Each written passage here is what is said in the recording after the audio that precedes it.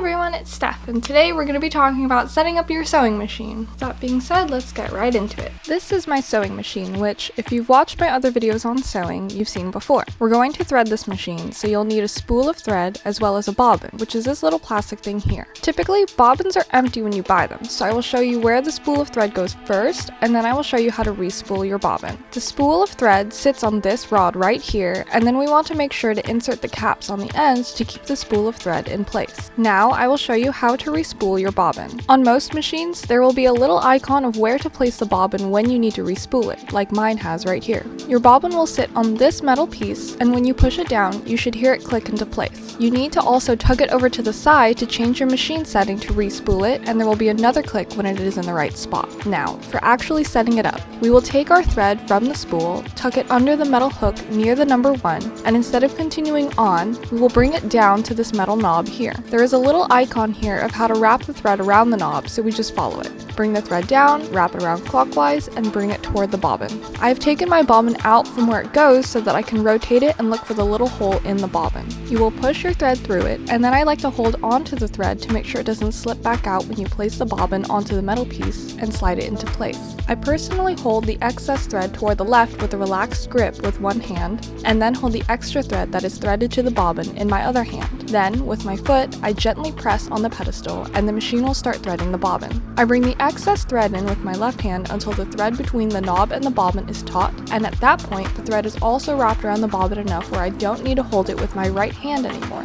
At this point, I push down on the pedal completely until the bobbin is full. Once you are done, cut off the excess thread that we held onto earlier. We don't want that to be tangled in the machine. You can cut the thread from the spool as well. Here you can see I'm starting to empty my main spool of thread. With that, your bobbin is fully spooled, and now I will show you how to thread your sewing machine. When it comes to threading sewing machines, all machines are a little bit different, but they should all have numbered instructions. For the first step, on my machine, we will hook it onto this little part right here, like I showed you earlier. Step 2 requires it to be wrapped around this hook, so we can go ahead and do that. Following the arrow, step 3 is on the front of the machine, so the thread will follow along the crevice down here. Step 4 has this little U here, so we will follow it and go back up. Step 5 is up here, and it requires us to hook around the metal hook. If you don't see it, it may be down, and you will have to use the hand crank on the side of the machine to make it pop up, like so. Bring the thread back down again, as step number 6 requires, and then we're going to zoom in here where the sewing happens. On my machine, there are 2 metal portions we need to tuck the thread behind. The first one is this one up here, so we can wrap the thread behind it and bring it back down. The second part that we need to tuck our thread behind is this thin hook right above the needle here. Once we have finished, we will feed it through the eye of the needle. When you have completed that, your machine is now half threaded. The second portion is much simpler. We now need to thread the bobbin. Mine is a top-down bobbin, so how it works is that I push this black tab here to make the plastic cover pop up. I have to lift my sewing foot to remove it, but taking a closer look at this plastic cover, we can see that it has a simple illustration on how the thread for the bobbin will lay.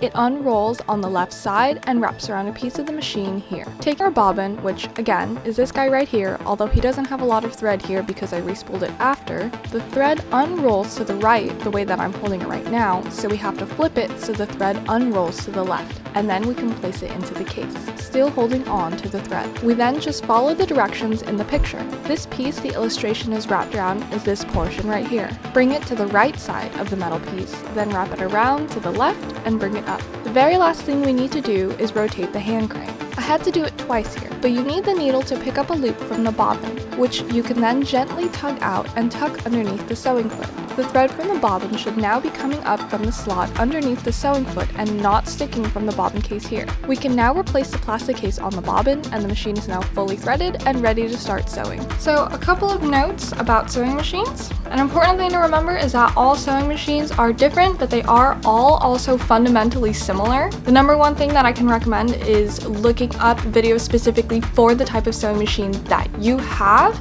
to see if you have any other questions about how it's set up or if the threading is a little bit different. I would recommend looking up videos specific to your sewing machine and seeing how that works. Alternatively, you could also just take a look at the instruction manual that does come with your sewing machine in case you do have any questions.